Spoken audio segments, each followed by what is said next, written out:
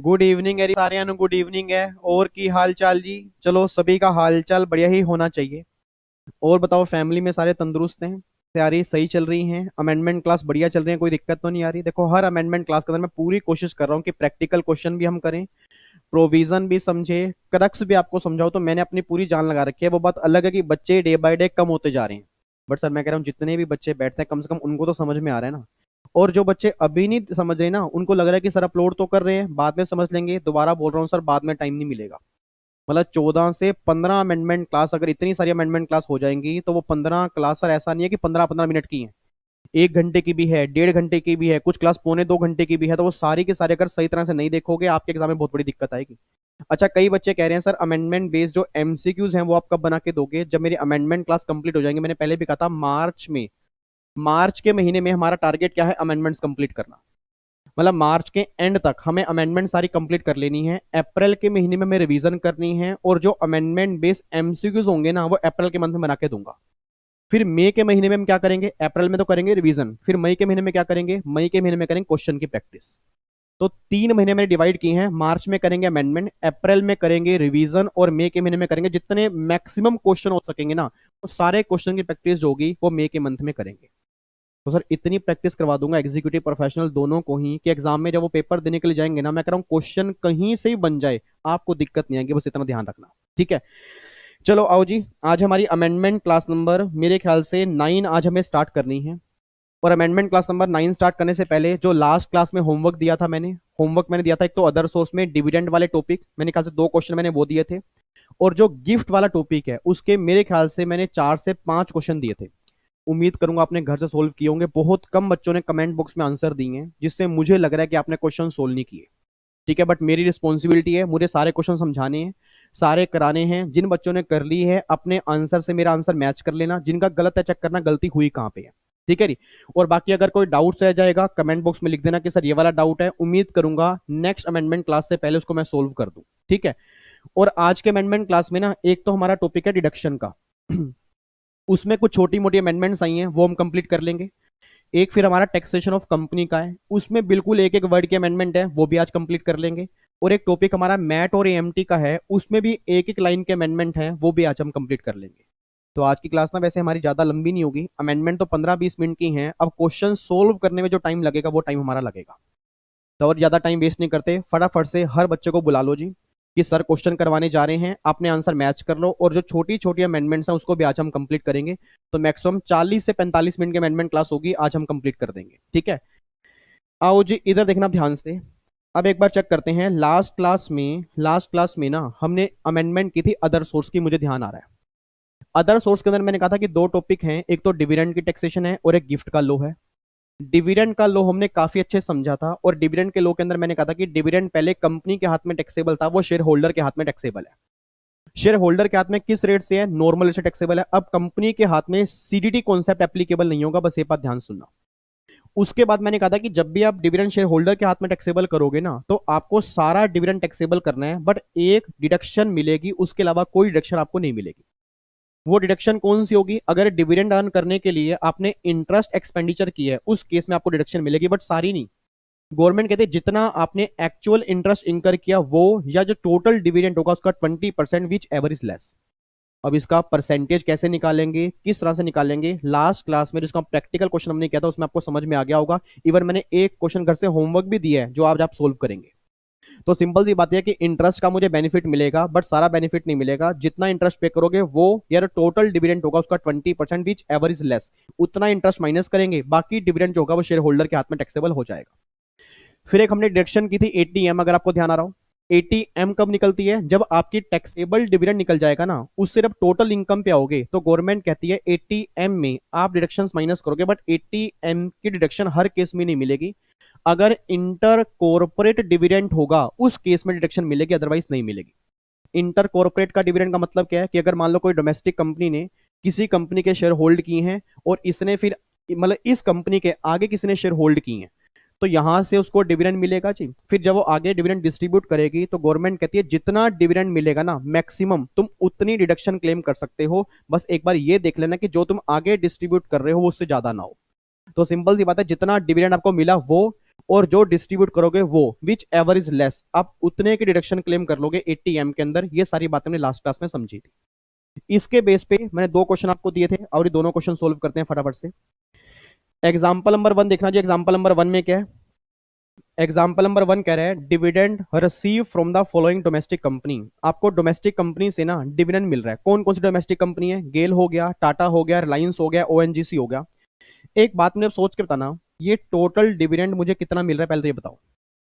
अगर मैं total dividend की बात करूंगा ना तो 2 लाख प्लस में 50,000 प्लस में 1 लाख और प्लस में 3 लाख रुपए, तो टोटल डिविडेंड कितना मिल गया जी? 6.5 लाख रुपए का मुझको डिविडेंड मिल गया। ये बात ध्यान सुनना। अब एक बात मुझे सोच के बताओ, ये 6.5 लाख रुपए का डिविडेंड जो है, क्या ये कंपनी सीडीटी काटेगी या शेयर होल्डर के हाथ में टैक्सेबल है? शेयर होल्डर के हाथ में टैक्सेबल है। मान लो शेयर होल्डर कौन है? फॉर एग्जाम्पल मिस्टर एक्स है, इंडिविजुअल है। अब इनके हाथ में गवर्नमेंट कहती है जो डिविडेंड टैक्सेबल होगा ना वो नॉर्मल स्लैब रेट से होगा। बट जब तुम डिविडेंड टैक्सेबल करोगे उसमें खर्चे माइनस नहीं होंगे। एक खर्चे को छोड़ के, वो खर्चा कौन सा होगा? इंटरेस्ट का। एक बच्चा कहता है सर जो ये बैंक कलेक्शन चार्जेस लगे हैं 30,000 रुपए के, तो ये भी तो माइनस करने चाहिए ना। मैंने कहा आंसर इज नो, ये खर्चे माइनस नहीं होगा। आपको मैंने पहले भी कहा था सारे खर्चे बाहर निकाल देना, सिर्फ एक खर्चे को छोड़ के। अच्छा, अब इंटरेस्ट वाला खर्चा माइनस होगा कितना? सारा। सोच के बोलना इंटरेस्ट का खर्चा कितने है सर? 84,000 है। अब गवर्नमेंट ये बात कहते हैं कि जो आपने खर्चा किया होगा 84, या तो वो या जो तुम्हारा टोटल डिविडेंड है उसका 20%। मेरी बात समझ में आ रही है? मतलब जितना आपने इंटरेस्ट खर्चा किया या तो वो या टोटल डिविडेंड होगा उसका 20%। अगर मैं टोटल डिविडेंड की बात करूंगा तो 6.5 लाख का अगर मैं 20% निकालता हूं तो ये निकल के आ रहा है सर 1,30,000। मेरा पूरी क्लास से क्वेश्चन है। अब जब मैंने एक्चुअल इंटरेस्ट ही 84,000 पे किया, सोच समझ के बोलना जी, अगर मैंने एक्चुअल इंटरेस्ट ही 84,000 पे किया है तो क्या डिडक्शन मुझे 130 की मिलेगी या 84 की मिलेगी? 84 की मिलेगी। तो डिडक्शन माइनस कर दो 84,000। अब अगर 84 माइनस करूंगा तो बैलेंस कितना आएगा? 6,50,000 माइनस में 84, तो आंसर आ गया जी 5,66,000 रुपए का डिविडेंड टैक्सेबल हो जाएगा इस मिस्टर एक्स के हाथ में। ये इसका आंसर आएगा। तो अगर आपके एग्जाम में ये सेम क्वेश्चन बन जाए तो बस गलती ये मत करना कि कई नालायक बच्चे होंगे जो पूरा इंटरेस्ट माइनस करके आएंगे। क्यों? अच्छा, इस क्वेश्चन में तो चलो, हाँ इस क्वेश्चन में तो पूरा इंटरेस्ट माइनस हो रहा है क्योंकि वो 20% से कम है। बट अगर मान लो, सोच समझ के बोलना, अगर मान लो यहां इंटरेस्ट ना 84 की जगह 184 होता, सोच समझ के बोला, अगर इंटरेस्ट 84 की जगह 184 होता तो क्या माइनस 184 करता या 130 करता? फिर 130 करता। क्यों? इसका 20% जो है 130 निकल के आएगा। अच्छा, प्राची कह रही है सामने एक देखो यूट्यूब फैमिली का एक बच्चा बैठा है, प्राची, एक मिताली और एक रोहन और एक नालायक, और बाकी सब बच्चे नालायक कह रहे हैं। कहते हैं अच्छा मतलब अब ये आप बात कहना चाह रहे हो कि जो इंटरेस्ट है मैक्सिमम टू मैक्सिमम हम डिविडेंड का 20% माइनस करेंगे। Answer is yes. अगर एक्चुअल इंटरेस्ट 20% से कम होगा तो कम वाला माइनस करेंगे। अगर एक्चुअल इंटरेस्ट डिविडेंड के 20% से ज्यादा होगा तो मैक्सिमम 20% माइनस करेंगे, उससे ऊपर माइनस नहीं करेंगे। ये नया लो है जी। ठीक है, तो मैं उम्मीद करता हूं अगर एग्जाम में भी क्वेश्चन बन जाएगा मेरी फैमिली का सिंगल बच्चा भी गलती नहीं करके आएगा। मैं ये उम्मीद करता हूं जी। पक्का पक्का गलती तो नहीं करके आओगे? तो मुझे लास्ट टाइम बोल दो रही, एग्जाम्पल नंबर 1 जो आपने घर सोल्व किया होगा उसमें इंटरेस्ट माइनस कितना होगा? 84। अब 84 का ना लॉजिक ये मत देना कि एक्चुअल है। 84 का लॉजिक आप ये दोगे क्योंकि 84 जो है वो डिविडेंड के 20% से कम है। क्योंकि मैंने क्या बोला कि अगर 84 की जगह 184 होता ना, अगर 84 की जगह 184 होता तो डिडक्शन 130 की मिलती, फिर 184 की नहीं मिलती। तो ये एग्जांपल नंबर 1 कंप्लीट हो गया। टैक्सेबल इनकम जो निकल के आ रही है डिविडेंड की वो 5,66,000 आ रही है। ये हमारा आंसर है। उम्मीद करूंगा आपका आंसर मैच हो गया जी। किन किन बच्चों का सही है? झूठ मत बोलना। किन किन बच्चों का सही आंसर? चलो जी, काफी सारे बच्चे हैं जिनका आंसर सही है और कई नालायक बच्चे हैं जिनका आंसर गलत है। जिनका गलत है चेक करो गलती हुई कहां है जी। अब मैं अगले क्वेश्चन पे आ रहा हूं जी। अगला क्वेश्चन आ रहा है जी एग्जांपल नंबर 2। ये हमारा है सेक्शन नंबर 80M का, और वो सेक्शन नंबर 80M है वो क्या है? Inter corporate dividend. अब प्लीज ध्यान सुनना, प्लीज ध्यान सुनना जी। वीजी लिमिटेड ने शेयर होल्ड किए हैं रिलायंस के और इन लोगों ने शेयर होल्ड किए हैं वीजी लिमिटेड के। अब अगर वीजी ने रिलायंस के शेयर होल्ड किए हैं तो रिलायंस डिविडेंड देगी वीजी को। कितना डिविडेंड दे रही है? 80 लाख रुपए का डिविडेंड दे रही है। मेरा पूरी क्लास से क्वेश्चन है इस 80 लाख के डिविडेंड को कमाने के लिए वीजी लिमिटेड ने 15 लाख रुपए इंटरेस्ट खर्चा किया। इस 80 लाख के इंटरेस्ट को कमाने के लिए वीजी ने 15 लाख रुपए खर्चा किया। सोच समझ के बोल देना, सोच समझ के बोलना। अगर मैं इस 80 लाख का 20% निकालूं, अगर मैं इस 80 लाख का 20% निकालूं तो कितना आ रहा है? 16 लाख। और खर्चा किया कितना है? 15 लाख। तो अपने आप बोल देना डिडक्शन मुझे 16 की मिलेगी या 15 की मिलेगी? 16 की मिलेगी। सर मेरा गला थक गया समझाते समझाते, और डॉक्टर कह रहा है ज्यादा मत बोला करो। मैं उनको क्या समझाऊं कि मेरी फैमिली के बच्चे नालायक है, कैसे ना बोला करूं। बच्चा कह रहा है 16 लाख। सर मैंने अभी तो ऊपर समझाया कि मैक्सिमम 20% मिलनी है, 20% ही मिलनी है। मैंने ये कब कहा है? मैंने इतनी बार एक लाइन बोल दी, एक्चुअल इंटरेस्ट और डिविडेंड का 20% विच एवर इज लेस। अब मेरे भैया अगर एक्चुअल 15 लाख रुपए है, उसका 20 16 है, तो लेस क्या बनेगा? 15 ही तो बनेगा। तो डिडक्शन 15 की मिलेगी, 16 की नहीं मिलेगी। हाँ अगर यहां पे सोच समझ के बोलना, अगर यहां पे डिविडेंड का जो इंटरेस्ट खर्चा है वो 15 की जगह 17 होता, अगर 15 की जगह 17 होता, फिर डिडक्शन जो मिलती वो 16 की मिलती, फिर 17 की नहीं मिलती। तो सर अभी यहाँ पे 15 है तो मैं 15 ही लेके चल रहा हूँ, डिडक्शन मिलेगी 15 की। अब यहाँ पे 80 लाख में से आप माइनस कर दो 15, अब मेरा कितना रह गया? 65 रह गया। मेरे ख्याल 65 रह गया ना। अगर मैं 80 लाख में से 15 लाख रुपए माइनस कर दूंगा तो 65 लाख रुपए रह गया जी। नेट मेरा डिविडेंड रह गया 65 लाख रुपए। ये कलेक्शन चार्जेस 1 लाख रुपए माइनस नहीं होंगे। मैंने पहले भी कहा था कोई खर्चा माइनस नहीं होगा, इंटरेस्ट को छोड़ के इंटरेस्ट ही माइनस होगा, ये कलेक्शन चार्जेस माइनस नहीं होंगे। अच्छा अब रह गया 65 लाख रुपए। सोच समझ के बोलना, डिविडेंड मुझे नेट यहां से मिला कितना है? 65 लाख। वैसे मिला 80 है, बट 15 लाख रुपए की डिडक्शन है तो मिल गया 65। आगे डिविडेंड डिस्ट्रीब्यूट कर दिया 70 लाख रुपए। सोच समझ के बोलना, आगे डिस्ट्रीब्यूट किया 70 लाख रुपए। तो जो सेक्शन 80M नया इंसर्ट हुआ है, उसमें जो डिडक्शन मिलेगी क्या वो 70 की मिलेगी या 65 की मिलेगी? यस आपने सही बोला, 65 की मिलेगी। और ये बात हमने कल की क्लास में समझी भी थी कि जितना डिविडेंड रिसीव होगा वो, और जो डिविडेंड डिस्ट्रीब्यूट होगा वो, विच एवर इज लेस। तो भैया जो मुझे डिविडेंड रिसीव हो रहा है डिडक्शन के बाद वो कितना है? 65 लाख का है। और यहाँ 70 लाख रुपए है, तो सिंपल सी बात है जब मुझे रिसीव ही 65 लाख हो रहा है डिडक्शन के बाद, तो डिडक्शन 80M में उतनी ही मिल सकती है, उसके अलावा नहीं मुझे मिलेगी। तो सोच समझ के बोलना चाहिए। डिडक्शन मिलेगी 65 लाख रुपए, डिडक्शन मिलेगी 65 लाख रुपए। अब जो 5 लाख रुपए, ध्यान सुना, अब यहाँ पे 5 लाख रुपए, मतलब कहना क्या चाह रहा हूं कि 70 लाख रुपए का डिविडेंड डिस्ट्रीब्यूट किया तो 5 लाख रुपए की डिडक्शन आपको नहीं मिलेगी, डिडक्शन 65 की ही मिलेगी। तो अगर आपकी यहाँ पे 65 लाख की इनकम आ रही है, आपकी डिविडेंड की टैक्सेबल इनकम कितनी है? 65 लाख है ना, क्योंकि 80 माइनस 15 कितनी हो गई? 65। तो 65 लाख की ही आप डिडक्शन क्लेम कर सकते हो। तो वीजी लिमिटेड की टैक्सेबल इनकम कितनी आ जाएगी? नील। बच्चा कह रहा है सर 5 लाख इनकम निकल के नहीं आएगी, ऐसी बातें मत करना भूल के भी। सर मुझे वीजी लिमिटेड की इनकम निकालनी है, ये जो 70 लाख रुपए डिविडेंड मिल रहा है तो शेयर होल्डर को मिल रहा है ना, तो उसके हाथ की इनकम है। सर ये 70 लाख रुपए का डिविडेंड जो है वो तो शेयर होल्डर के हाथ में इनकम है, मुझे निकालनी है वीजी की इनकम। अगर हम देखा हो taxable income of VG limited, तो वीजी लिमिटेड का, सोच के बोलना, वीजी को डिविडेंड मिला 80।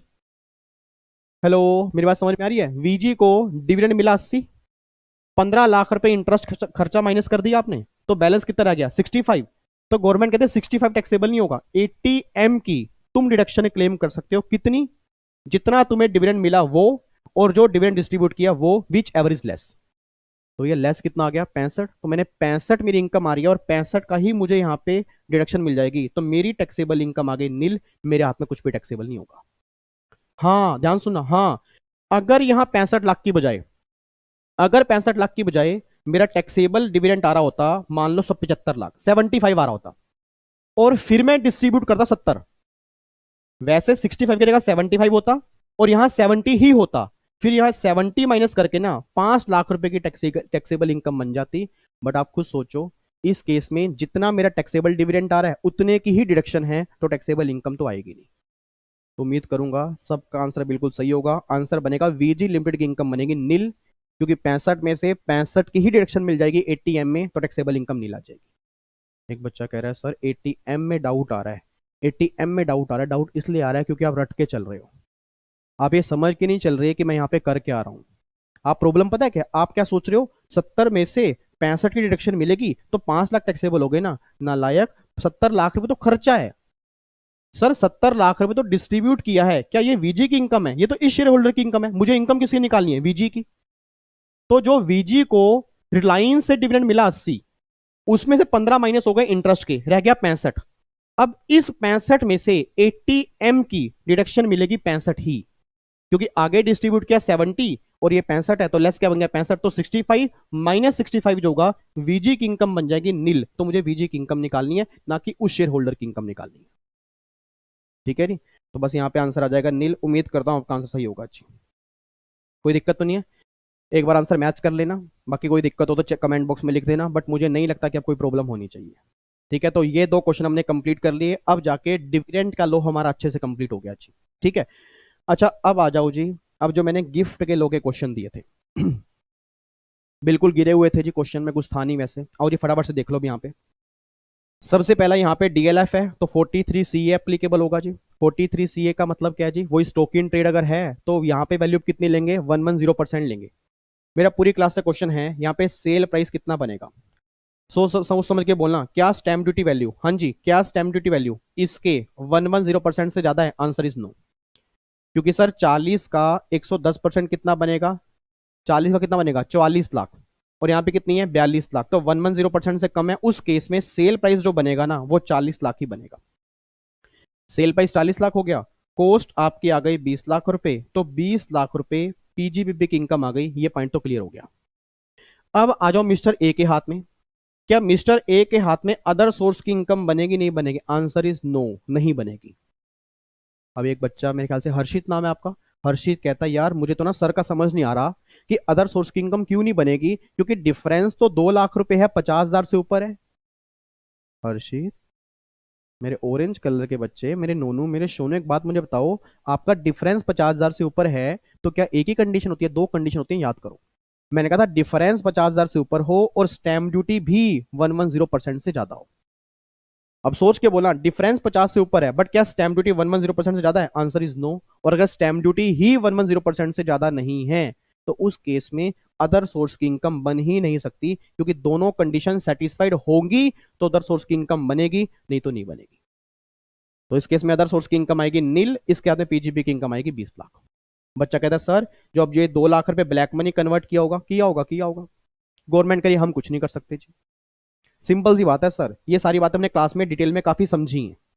तो अभी सिर्फ इतना ध्यान देना कि पीजीपी के लिए सेल प्राइस 42 लाख नहीं बनेगा, 40 लाख का बनेगा। क्यों? क्योंकि स्टैम्प ड्यूटी 110% से ज्यादा नहीं है, अदर सोर्स के हाथ में भी इनकम नहीं आएगी। रीजन बिंग क्योंकि दोनों कंडीशन सेटिस्फाइड नहीं है। अगले केस में आओ। अगले केस में डीएलएफ है जी, बहुत ध्यान सुना, डीएलएफ है। स्टैम्प ड्यूटी यहां पर कितनी आ रही है? 45 लाख।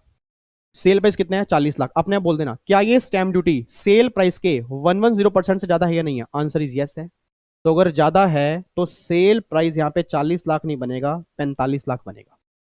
स्टैम्प ड्यूटी बन जाएगी सेल प्राइस, स्टैम्प ड्यूटी बन जाएगी सेल प्राइस। कॉस्ट आपकी दी हुई है 20 लाख रुपए, तो 25 लाख रुपए पीजीबीपी की इनकम निकल के आ गई। ये हमारा सेकंड पार्ट हो गया।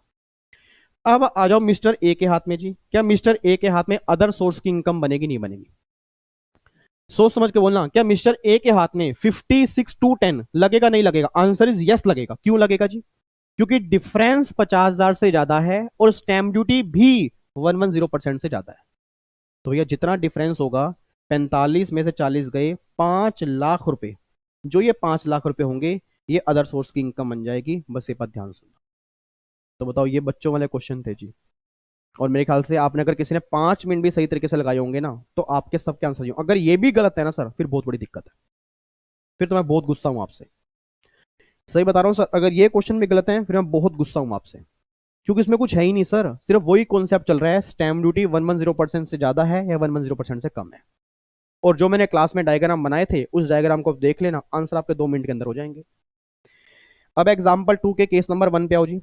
कैपिटल गेन का आ गया जी। यहाँ पे sale price 30 lakh, SDV 32 lakh. आपने बोल देना अगर मैं इसका 110% निकालता हूं, अगर मैं 110% निकालूं तो स्टैम्प ड्यूटी कितनी होनी चाहिए? 33 लाख।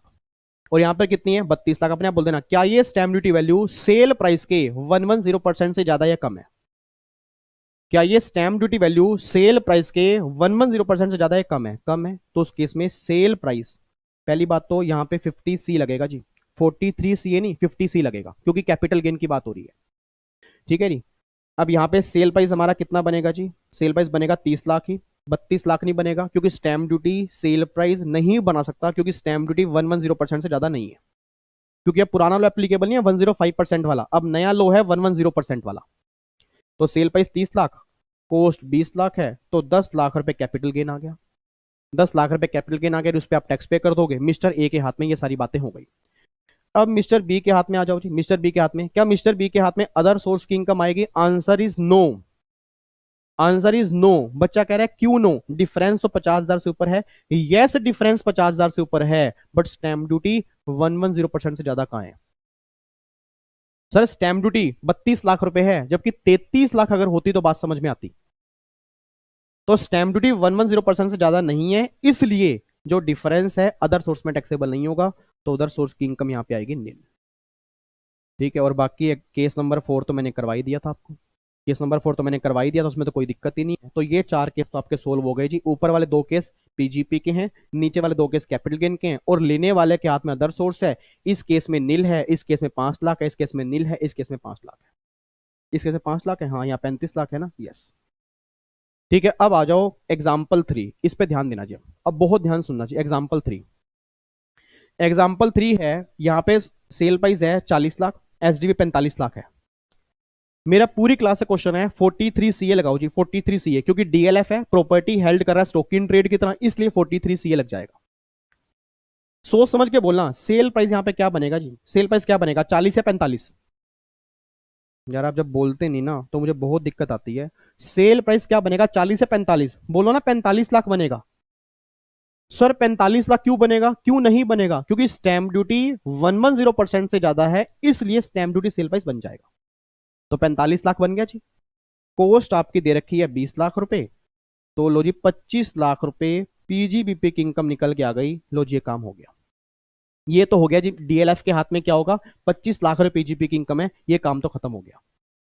अच्छा, अब आ जाओ मिस्टर ए के हाथ में। मिस्टर ए के हाथ में, अब मिस्टर ए के हाथ में ना 2 टैक्सेबिलिटी आएंगी। मिस्टर ए के हाथ में 2 टैक्सेबिलिटी आएंगी। एक तो कैपिटल गेन जब वो बेचेगा, और जो उसने डीएलएफ से लिया अदर सोर्स की इनकम बनेगी, क्योंकि immovable property in adequate consideration में रिसीव की है। बच्चों कहते अच्छा, यही हमें डाउट आ रहा था सर कि अदर सोर्स की इनकम आएगी या नहीं आएगी। क्यों नहीं आएगी सर? याद करो, क्लास में इतना टाइम लगाने के बाद मैंने आपको ये बात क्लियर कर दी थी। मैंने कहा था कि जब भी ऐसा केस बनेगा ना, तो ए के हाथ में अदर सोर्स भी सोचना पड़ेगा, ए के हाथ में कैपिटल गेन भी सोचना पड़ेगा। कैपिटल गेन क्यों सोचना पड़ेगा? उसने प्रॉपर्टी आगे बेच दी इसलिए। अदर सोर्स इसलिए सोचना पड़ेगा कि जो उसने डीएलएफ से प्रॉपर्टी ली है वो एडिक्वेट कंसीडरेशन में नहीं है, वो इन एडिक्वेट में है। अब सोच समझ के बोलना जी। डिफरेंस 5 लाख है, डिफरेंस 5 लाख है, और स्टैम्प ड्यूटी भी 110% से ज्यादा है। हाँ जी, डिफरेंस 5 लाख है और स्टैम्प ड्यूटी भी 110% से ज्यादा है, इसलिए मिस्टर ए के हाथ में अदर सोर्स की इनकम बन जाएगी 5 लाख। ये आएगा जी मिस्टर ए के हाथ में अदर सोर्स 5 लाख। ये क्लियर हो गया? बोलो हाँ, यस या नो? यस, कोई दिक्कत तो नहीं। अब आ जाओ, ए ने जब बी को प्रॉपर्टी बेची, मेरा पूरी क्लास से क्वेश्चन है, जब ए ने बी को प्रॉपर्टी बेची, बेची कितने की है? 70 की। स्टैम्प ड्यूटी कितनी है? 75। सोच समझ के बोलना। ए के हाथ में जब कैपिटल गेन निकालूंगा तो सेल प्राइस क्या लूंगा? सर ए के हाथ में जब कैपिटल गेन निकालूंगा सेल प्राइस क्या लूंगा? क्या लूंगा? 75। सब कुछ मिट्टी में कर दिया जी, सब कुछ मिट्टी में कर दिया। जो इतनी मेहनत की है सबके ऊपर मिट्टी डाल दी आपने। बच्चा कह रहा है 75 क्यों लूंगा भाई? 75 सर 75 क्यों लूंगा? एक बार सोच के बोलना। इस 70 लाख का 110% निकालना जरा, कितना आएगा? 77 लाख। स्टैम्प ड्यूटी कितनी है? 75। तो क्या स्टैम्प ड्यूटी सेल प्राइस के 110% से ज्यादा है? सर क्या स्टैम्प ड्यूटी सेल प्राइस के 110% से ज्यादा है? Answer is no. और अगर स्टैम्प ड्यूटी ही सेल प्राइस के 110% से ज्यादा नहीं है तो स्टैम्प ड्यूटी सेल प्राइस बन ही नहीं सकता। तो फिर क्या बनेगा? Actual price. और एक्चुअल प्राइस कितने हैं? 70 लाख है जी। एक्चुअल प्राइस कितने? 70 लाख है। अब कॉस्ट आपको पता होगी, कॉस्ट कितनी होगी जी? इतना बोलना। ए ने प्रॉपर्टी ली कितने की है? वैसे दिखाई कितने की है? 40 लाख। ठीक है, बट 5 लाख रुपए अदर सोर्स में टैक्सेबल हो गया। याद करो जी फटाफट से, मैं कोई अमेंडमेंट नहीं है, पुरानी क्लास याद करवा रहा हूं दिसंबर वालों को। याद करो क्लास में आपको मैंने कहा था कि अगर रिसीवर के हाथ में अदर सोर्स का लो लग जाएगा, कई बच्चे ऐसे पकड़ के बैठ गए, कई बच्चे पता क्या कर रहे हैं, ऐसे जीप पे हाथ लगा रहे हैं, ऐसे कर रहे हैं, ऐसे नोट पलट रहे हैं, अदर सोर्स निकालता हूं, अदर सोर्स निकालता हूं, अदर सोर्स निकालता हूं, कई बच्चे ऐसे कर रहे हैं। उनको याद नहीं आ रहा, याद कैसे आएगा, रिवीजन तो की नहीं, सीधा अमेंडमेंट क्लास देखने के लिए आगे, चल यार चलते हैं यार, क्या फर्क पड़ेगा, समझ ही तो नहीं आएगी, कोई दिक्कत नहीं है, विवेक सर को ब्लेम कर देंगे, अमेंडमेंट क्लास विवेक सर द्वारा पढ़ाई गई, हमें समझ में नहीं आई। ओ माय गॉड, नालायको, याद करो, मैं आपको थोड़ा याद करवाना चाहता हूं। याद करो, जब हमने अदर सोर्स क्लास में किया था, मैंने कहा था कि अगर रिसीवर के हाथ में अदर सोर्स का लो लग जाएगा और फिर रिसीवर उस प्रॉपर्टी को आगे बेचेगा, तो रिसीवर की कॉस्ट जो बनती है ना, वो एक्चुअल प्राइस नहीं बनता, जो स्टैम्प ड्यूटी होती है वो कॉस्ट बनती है। मेरा पूरी क्लास का क्वेश्चन है, डीएलएफ ने जब ए को घर बेचा तो ए बन गया रिसीवर, ए रिसीवर है सर डीएलएफ वाले केस में, ए सेलर भी है, बट वो किस केस में, ए टू बी वाले केस में, ए रिसीवर भी है किस केस में, डीएलएफ वाले केस में। तो मेरा पूरी क्लास का क्वेश्चन है, ए के हाथ में क्या अदर सोर्स का लो लगा, नहीं लगा? जब डीएलएफ ने ए को प्रॉपर्टी बेची तो क्या ए के हाथ में अदर सोर्स का लो लगा, नहीं लगा? यस लगा, देखो 5 लाख रुपए अदर सोर्स की इनकम है। और जब रिसीवर के हाथ में अदर सोर्स का लो लग चुका है, तो जब ये पर्सन आगे प्रॉपर्टी बेचेगा तो इसकी कॉस्ट हम 40 लाख नहीं बनाएंगे, 45 लाख बनाएंगे। तो सर कॉस्ट बन गई 45 लाख, तो 25 लाख रुपए कैपिटल गेन निकल के आ गया। और एक कॉस्ट पता है किस सेक्शन में दी हुई है, एक बार जाके बुक खोल के देख लेना या नोट्स खोल के देख लेना, अगर पुराने नोट्स आपके पास हैं, सेक्शन 49(4) देख लेना अदर सोर्स में, आपको समझ में आ जाएगा। ठीक है, आपको समझ में आ जाएगा। मैंने काफी सारे क्वेश्चन इसके करवाए थे, ठीक है, इसमें अमेंडमेंट नहीं है, अमेंडमेंट इसमें कुछ भी नहीं है, बट मे भी कुछ बच्चे भूल गए होंगे, उनको लग रहा होगा 40 लाख कॉस्ट लेंगे क्योंकि एक्चुअल प्राइस तो 40 लाख है, ठीक है, बट उनको ये भी ध्यान नहीं आ रहा होगा कि मैंने कहा था रिसीवर के हाथ में अगर अदर सोर्स का लो लग गया, हाँ, अगर मिस्टर ए के हाथ में अदर सोर्स का लो नहीं लगता, मतलब अगर ए के हाथ में टैक्सेबिलिटी ना होती, फिर मैं कॉस्ट वही लेता जो एक्चुअल है, बट जब अदर सोर्स का लो लग चुका है उस केस में फिर जो कॉस्ट बनेगी वो स्टैम्प ड्यूटी वैल्यू होगी, दैट इज 45 लाख, ये 25 लाख रुपए कैपिटल गेन आएगा ए के हाथ। ठीक है, बच्चा कह रहा है सर बी के हाथ में, बी ने ए से मतलब ए ने बी को प्रॉपर्टी बेची है, तो क्या बी के हाथ में अदर सोर्स का लो लगेगा? आप बताओ जी, क्या बी के हाथ में अदर सोर्स लगेगा, यस या नो? हाँ, सारे बच्चे कह रहे हैं यस यस यस यस। क्यों यस? बस वही देख लिया ना, डिफरेंस 50,000 से ऊपर है वो देख लिया, वो तो देखा ही नहीं स्टैम्प ड्यूटी। मैं बार बार कह रहा हूँ, दो कंडीशन है, एग्जामिनर कंफ्यूज करेगा, बिना बात के कंफ्यूज मत होना जी। नो डाउट डिफरेंस 50,000 से ऊपर है, बट क्या स्टैम्प ड्यूटी 110% से ज्यादा है? आंसर इज नो, तो अदर सोर्स की इनकम बी के हाथ में नहीं आएगी। अब देखो जी, अब जब 20 प्रॉपर्टी को आगे मान लो सी को बेचता है, जब 20 प्रॉपर्टी को सी को बेचेगा ना, तो बी की जो कॉस्ट बनेगी अब 75 नहीं बनेगी, अब इसकी कॉस्ट बनेगी 70 लाख। क्यों? क्योंकि बी के हाथ में अदर सोर्स का लोन नहीं लगा। अच्छा, हाँ सर याद आ गया, आपने क्लास में कुछ ऐसा कहा तो था। अच्छा, कई बच्चे कह रहे हैं हमने तो क्लास ली नहीं थी, हमें कैसे याद आएगा? मेरे नोनू मेरे सोनू, कोई दिक्कत नहीं, क्लास कहीं से भी लो, क्या फर्क पड़ता है, सारे टीचर बढ़िया होते हैं। आप बस इतना ध्यान देना, आप बस इतना ध्यान देना, इतनी मेरी बात लिख लेना चाहिए कि जब भी कभी प्रॉपर्टी बेची जाती है किसी को, तो जो रिसीवर होता है, जो रिसीवर होता है उसके हाथ में अगर अदर सोर्स में टैक्सेबिलिटी आ गई, अदर सोर्स मींस गिफ्ट के लो में टैक्सेबिलिटी आ गई, फिर तो कॉस्ट बनाना जो उसकी स्टैम्प ड्यूटी वैल्यू होती है। अगर गिफ्ट के लो में टैक्सेबिलिटी नहीं आती, फिर जो एक्चुअल प्राइस होगा ना, फिर वो कॉस्ट बनेगी। अब देखो, यहां जब डीएलएफ ने ए को दिया, ए के हाथ में अदर सोर्स की इनकम बन गई 5 लाख, तो गवर्नमेंट ने ए के हाथ में कॉस्ट बना दी 45 लाख। जब ए ने बी को दिया, बी के हाथ में अदर सोर्स की इनकम नहीं बनी क्योंकि कंडीशन सेटिस्फाइड नहीं हो रही, इसलिए, वैसे इस क्वेश्चन में दिया नहीं, बट जब ये प्रॉपर्टी बी किसी और को बेचेगा तो बी की कॉस्ट जो बनेगी ना, वो 70 लाख बनेगी, 75 लाख नहीं बनेगी। रीजन बिंग क्योंकि यहां पे इसके हाथ में अदर सोर्स नहीं लगा। तो ये चीज है सर। बाकी एक बार बुक में 49(4) पढ़ लेना, आपने नोट्स बनाए होंगे क्लासेस में, आपको समझ में आ जाएगा। बट अमेंडमेंट इसमें कुछ नहीं है, अमेंडमेंट सिर्फ एक है। ये मत कहना कि सर अमेंडमेंट समझ नहीं आ रही, अमेंडमेंट तो समझ में सबको आ गई, क्योंकि अमेंडमेंट क्या है, 110% बस। भाई जो आपने 105% पढ़ा उसकी 110% है, बाकी उसके बेस पे क्वेश्चन मैंने आपको दे दिए। लो जी, फाइनली अब जाके हमारे क्वेश्चन भी कंप्लीट हो जाते हैं जी।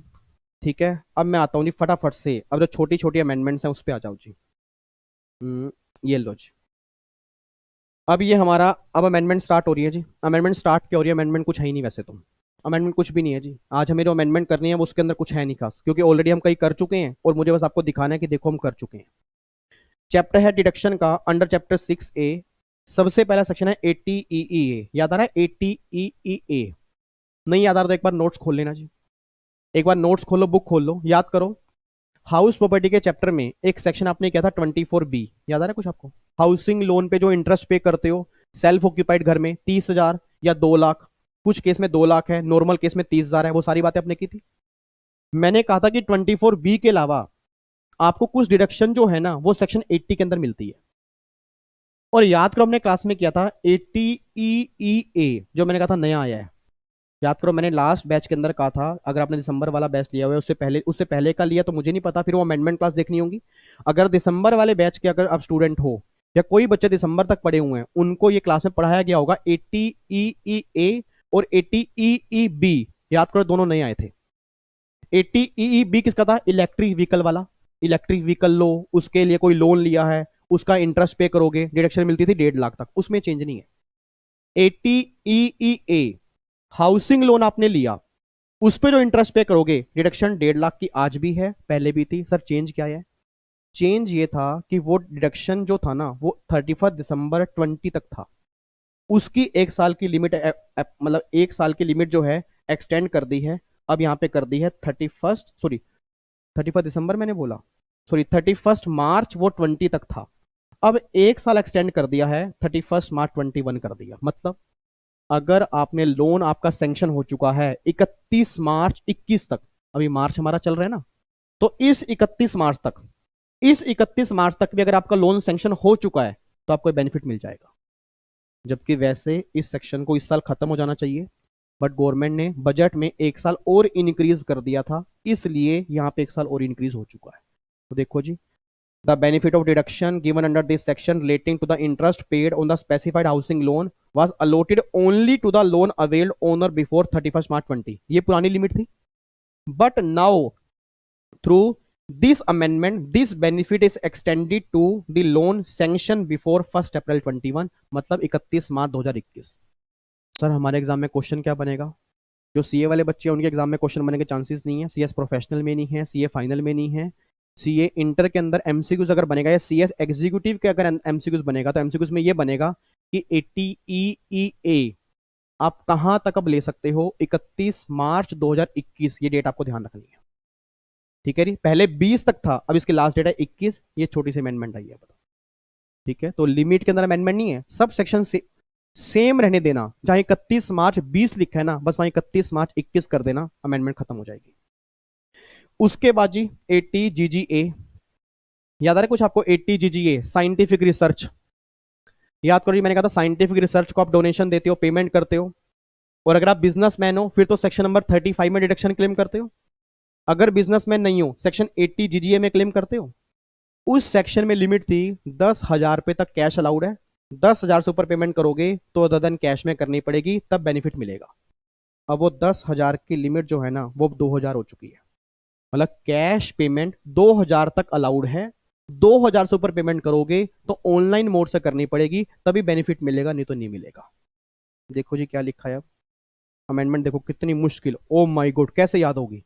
इधर देखो, earlier the donation could be paid by cash up to 10,000, मतलब कैश 10,000 तक दे सकते थे, but now through this amendment the limit is fix to 2,000।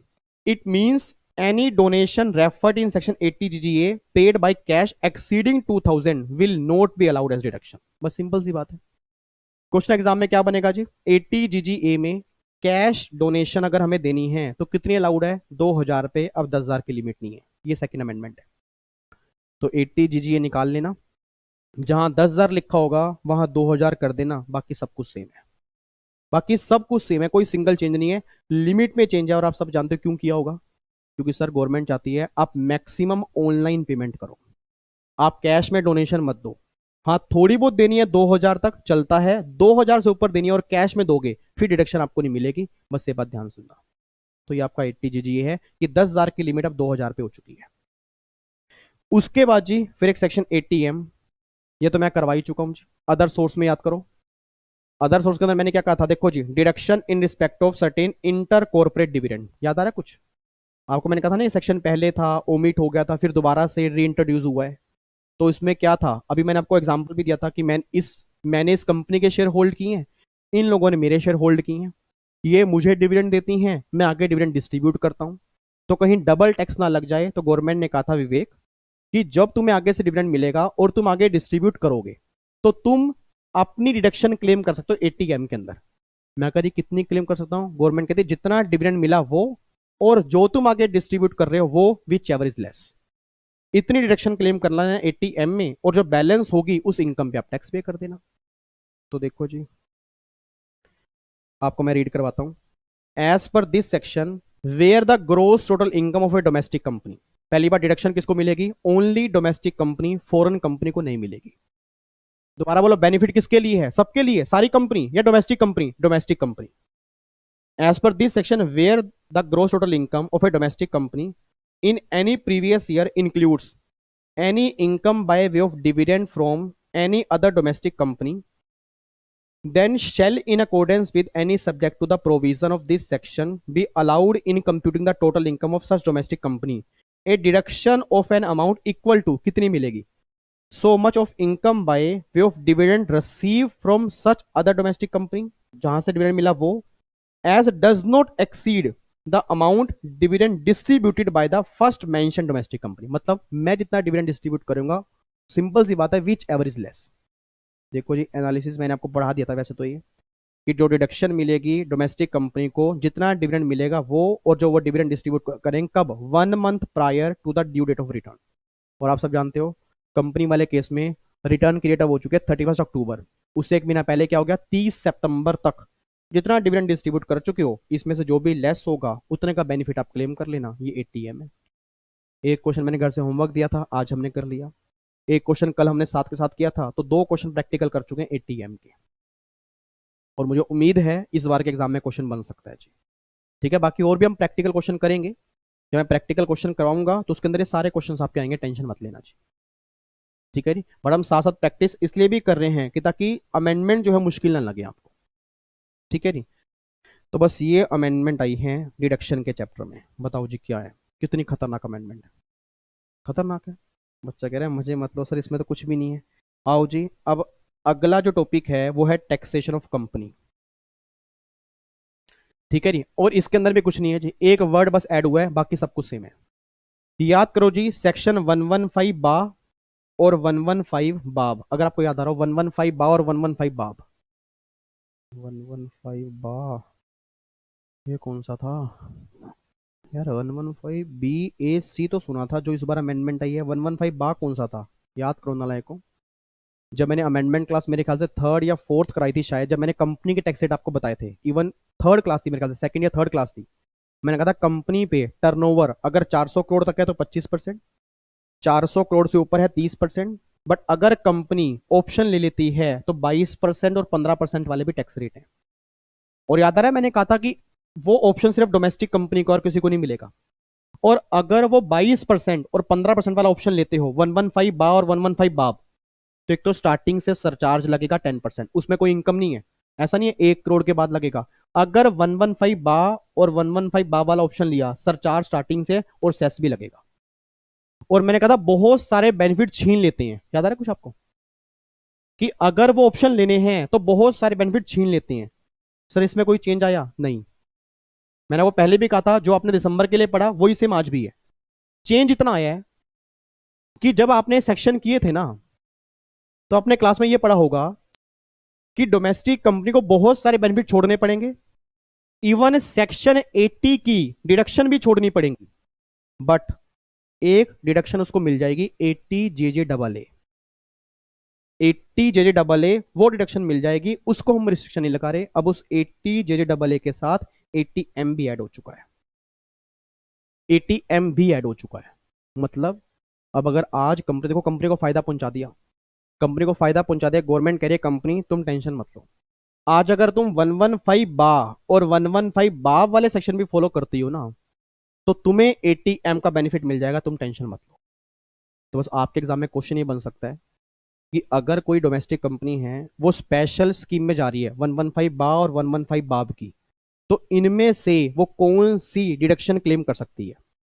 जो नालायक बच्चे होंगे उनको लगेगा जी कोई नहीं क्लेम कर सकती क्योंकि वो स्पेशल स्कीम में जा रही है, सर ने कहा था डिडक्शन मिलेगी नहीं, बट वो ये भूल जाएंगे सर ने ये भी कहा था डिडक्शन नहीं मिलेगी बट दो को छोड़ के, मतलब ये दोनों डिडक्शन मिल जाएंगी चाहे वो स्पेशल स्कीम ही फॉलो क्यों ना कर रहे हो। एक तो 80 जे जे डबल ए वो तो पहले भी था, अब नया क्या इंसर्ट हुआ है, जो नया सेक्शन आया डिडक्शन में 80M वो भी यहाँ पे ऐड कर दिया। देखो जी अब यहाँ पे, अब सिर्फ ग्रीन वाला पढ़ लेना। It means now the companies opting to pay tax under this section can claim deduction under section 80M। मतलब कहना क्या चाह रहा हूं जी कि अब अगर कंपनी 115 बा और 115 बा वाला ऑप्शन लेती है तो 80M का बेनिफिट क्लेम कर सकते हैं। बस ये बात ध्यान सुनना। तो 80 जे जे डबल ए पहले भी था आज भी है, 80M जो है वो नया इंसर्ट कर दिया, बस ये बात ध्यान दो। तो सिंपल सी बात ये निकल के आ रही है जी कि अगर मैं 115 बा और 115 बाब ले रहा हूं तो डिडक्शन मैं कोई क्लेम नहीं कर पाऊंगा। दो सेक्शन बस ध्यान रखना कि जिनकी आपको मिल जाएगी 80 जे जे डबल ए और लिखो बराबर चैट बॉक्स में 80M, बस ये बात ध्यान सुनना। ठीक है जी। तो देखो यहाँ पे 115 बा के अंदर भी 80M ऐड हो गया और 115 बाब जो है इसमें भी 80M ऐड हो गया। तो बस ये अमेंडमेंट है जी। बताओ कोई दिक्कत कोई परेशानी हो तो बताओ जी। कोई दिक्कत तो नहीं है। तो दोनों सेक्शन में बस एक वर्ड ऐड किया 80M। तो बस ये ध्यान देना कि 80M जो नया सेक्शन अभी हमने कल समझा जिसके आज हमने क्वेश्चन भी किए वो आपको तो भी मिल जाएगा अगर आप स्पेशल स्कीम फॉलो करते हो डोमेस्टिक कंपनी वाले केस। अगर नॉर्मल फॉलो करते हो वो तो मिलेगा ही मिलेगा, अगर स्पेशल फॉलो करते हो तो भी आपको मिल जाएगा। ठीक है जी। तो ये अमेंडमेंट छोटी छोटी सी है जी बस। ठीक है। आओ जी अब एक लास्ट अमेंडमेंट है जी, AMT के अंदर ही है, AMT के अंदर ही है। ठीक है। और अमेंडमेंट ये है कि भैया जो आपका सिंपल सी बात है, जो नया प्रोविजन आया है इंडिविजुअल वाले केस में, इंडिविजुअल HUF वाले केस में, ये बात वैसे मैं आपको बता चुका हूँ कि जो नए टैक्स रेट आए हैं, याद आ रहा है कुछ आपको, 2.5 लाख तक नील, फिर 2.5 से 5, 5 से 7.5, 7.5 से 10, 10 से 12.5, 12.5 से 15। हाँ सर बताइए आपने वो अमेंडमेंट क्लास नंबर 1-2 में याद आ गया ना कुछ। अब याद करो मैंने कहा था अगर आप वो टैक्स रेट फॉलो करते हो 115 BAC वाले या 115 BAD, BAD किसका है, कोऑपरेटिव सोसाइटी 22%, याद आ रहा है ना 22% वाले, अगर वो रेट फॉलो करते हो तो AMT आपके ऊपर नहीं लगेगा। और ये बात वैसे मैं आपको क्रक्स में लिखवा चुका हूं, बट कई बच्चों को होता है ना कि सर AMT के चैप्टर में भी अमेंडमेंट आई है सर, आपने हमें कराई नहीं, विवेक सर ने अमेंडमेंट छुड़वा दी। तो ये अमेंडमेंट आई है, जो अमेंडमेंट वहां ऑलरेडी मैं लिखवा चुका हूं वो उन्होंने यहाँ पे लिख दी है कि भैया अगर वो प्रोविजन फॉलो कर रहे हो तो आपके ऊपर AMT नहीं लगेगा जी। बात खत्म जी। अब अगर नॉर्मल स्कीम फॉलो कर रहा हूं, जो पुरानी स्कीम है वही फॉलो कर रहा हूं, तो AMT देना पड़ता है। याद करो AMT निकालते हैं हम, क्लास में निकालना सिखाया था। और अगर नई स्कीम फॉलो करते हो तो AMT का लो आपके ऊपर एप्लीकेबल नहीं होगा। और अगर आप नई स्कीम में आते हो, याद करो मैंने ये भी कहा था कि जो क्रेडिट AMT का बचा होगा वो क्या हो जाएगा, लैप्स हो जाएगा। याद आ रहा है कुछ आपको। तो देखो वही है जी, if NSSE opt to tax under 115 BAC और 115 BAD then AMT is not applicable to such assessee। Clear हो गया जी। और अगर आप वो फॉलो करते हो, if any brought forward AMT credit exist, अगर कोई पिछले साल का क्रेडिट एग्जिस्ट करता है, such credit will lapse as it is not allowed to carry forward further. मतलब अब वो दोबारा से कभी कैरी फॉरवर्ड नहीं होगा, ये बात ध्यान सुनो। तो बस ये दो अमेंडमेंट वैसे हम पहले कर चुके थे, बट उन बच्चों की खुशी के लिए जो कई बार ये देखते हैं कि AMT के अंदर भी अमेंडमेंट आई है, तो अमेंडमेंट वही है जो चैप्टर 1 के अंदर हम कर चुके हैं। ठीक है। जो चैप्टर 1 के अंदर की कि नई स्कीम फॉलो करोगे तो मैंने वहां भी लिखवाया था कि AMT नहीं देना, क्रेडिट लैप्स हो जाएंगे, वही सेम बात यहाँ पे लिख दी गई है। ठीक है। तो बस ये छोटी छोटी अमेंडमेंट हैं जी। और बाकी नेक्स्ट क्लास में हम करेंगे most important chapter return of income और एडवांस टैक्स, इसकी अमेंडमेंट करेंगे, अमेंडमेंट क्लास नंबर 10। ठीक है जी। और बाकी उसके बाद एक या दो ही लगेंगे क्योंकि बाकी तो बस एक TDS की रह गई हैं, बस TDS ही रह गई हैं जी। और बाकी कुछ छोटी छोटी अपील के अंदर है, एडवांस रूलिंग के अंदर है। तो मतलब बाकी अब छोटी छोटी बची है, मेजर अमेंडमेंट जो है ऑलमोस्ट खत्म हो चुकी हैं, बट करनी हमने सारी हैं जी। तो एक या दो लेक्चर के अंदर कोशिश करेंगे खत्म हो जाए हमारी, चाहे मैं थोड़ी लंबी लंबी ले लूँ। उसके बाद फिर GST के अमेंडमेंट, उसमें ज़्यादा नहीं है। GST में मैक्सिमम मैक्सिमम कह रहा हूँ सर 3 या 4 लेक्चर लगेंगे, अमेंडमेंट खत्म हो जाएंगी। मतलब ऑलमोस्ट GST सेम है जो आपने दिसंबर के अंदर पढ़ा, उसके अंदर कोई ज्यादा नहीं। हाँ बट दिसंबर वाली अमेंडमेंट क्लास जरूर देखनी है आपने, जो मैंने पहले अपलोड की थी, क्योंकि अगर वो नहीं देखोगे फिर अमेंडमेंट बहुत ज्यादा है। अगर वो अमेंडमेंट ऑलरेडी देख चुके हो फिर बहुत कम अमेंडमेंट है। ठीक है जी। चलो जी, तो फिर बाकी मुलाकात करेंगे नेक्स्ट क्लास में। आज हमारा कोई प्रैक्टिकल क्वेश्चन भी नहीं है क्योंकि आज हमने खास कुछ किया भी नहीं है। बस आपने एक काम करना है, जितनी अमेंडमेंट क्लास अभी तक हुई हैं सबके नोट्स एक बार स्टार्टिंग से रिवाइज कर लेना और एक कॉन्फिडेंस अपने अंदर लेके आना कि यस, जो हमने अमेंडमेंट पढ़ी है नो की नो क्लास हमें आती है, ताकि आपसे अगर कोई अमेंडमेंट पूछ ले आप with detail with practical question उसको एक्सप्लेन कर सको कि भाई ये अमेंडमेंट आई है। ठीक है जी, चलो फिर बाकी मुलाकात करेंगे नेक्स्ट क्लास में, अमेंडमेंट क्लास नंबर 10 में। रिटर्न ऑफ इनकम और एडवांस टैक्स एक बार उसकी रीडिंग करके आना ताकि पुराना लॉ आपको पता हो, देन फिर हम करेंगे आगे का लॉ। ठीक है, ओके जी, bye bye, tata, thank you so much, जय हिंद। और जितने बच्चे अब देख रहे हैं बाकी बच्चों को बोल दिया करो बात, या तो वो देख लें, नहीं देख रहे तो अपलोड होने के बाद देख लें, क्योंकि सर फायदा उनका है, फायदा मेरा नहीं है। ये आपके लिए ही मेहनत हो रही है पूरी दिल से, तो उम्मीद करूंगा आप इसको जरूर प्यार दोगे। ठीक है, वंस अगेन जय हिंद जी, love you so much, bye bye, God bless you.